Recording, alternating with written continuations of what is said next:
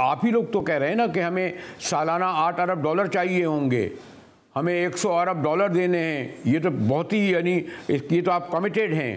اور IMF آپ کو 6 ارب ڈالر دے رہا ہے، وہ بھی سوری ٹو سے پھر محاورے کی زبان میں ناک رگڑوا کے. تو 8 ارب ڈالر یہ کہاں سے ادائیگی کریں گے آپ؟ دیکھیے جو اعداد و شمار ہیں وہ پہلے میں آپ کو پیش کر دوں.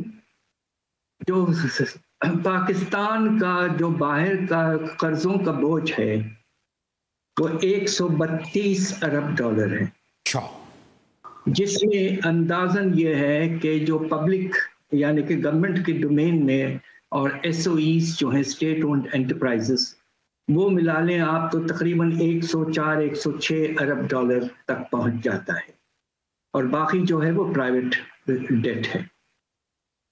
دوسری طرف اندازہ یہ ہے کہ ہمیں جو ہر سال باہر سے پیسوں کی ضرورت پڑے گی وہ اس پہ منحصر ہے کہ ہمارا تجارتی خسارہ کتنا ہوتا ہے، قرضوں کی واپسی کتنی ہمیں دینے پڑتی ہے، اور کچھ حد تک ہم اپنے ریزروز میں اضافہ کر پاتے ہیں یا نہیں. ان تین چیزوں کو ملا لیں تو سالانہ آپ کو پاکستان میں رول اوورز کو ملا لیں تو میرے خیال سے آپ کو کم از کم 22 سے 24 ارب ڈالر سالانہ ضرورت ہے.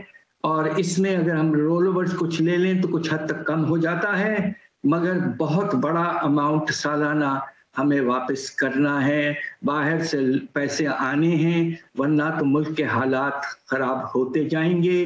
اور آپ کو یاد ہوگا پچھلے سال جون کے مہینے میں ہم تقریباً دیوالیے تک پہنچ گئے تھے، اور اس وقت بھی ہمارے ریزروز جو ہیں وہ کھینچ کھانچ کے 8 ارب ڈالر ہیں، جو بہت کم ہیں.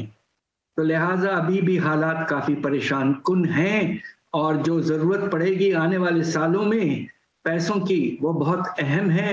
IMF جو پیسہ دیتا وہ اتنا اہم نہیں ہے جتنا IMF کی چھتری اہم ہوتی ہے، اس لیے کہ باہر کے جو کریڈیٹرز ہوتے ہیں وہ یہ دیکھتے ہیں کہ کیا یہ ملک اپنا فائنینشیل ڈسپلن قائم رکھے گا، اور اس کو قائم کرنے کے لیے سب سے بڑا ٹیسٹ ہوتا ہے کہ ملک IMF کے پروگرام میں ہے یا نہیں. تو ہم IMF کے پاس IMF کے پیسوں کے لیے نہیں جا رہے ہیں. وہ یقیناً 6 سے 7 ارب ڈالر مل جائیں گے لون کے تحت، مگر اصل مقصد ہمارا یہ ہے کہ ملک کی کریڈیبلٹی قائم رہے اور باہر سے پیسہ آتا رہے.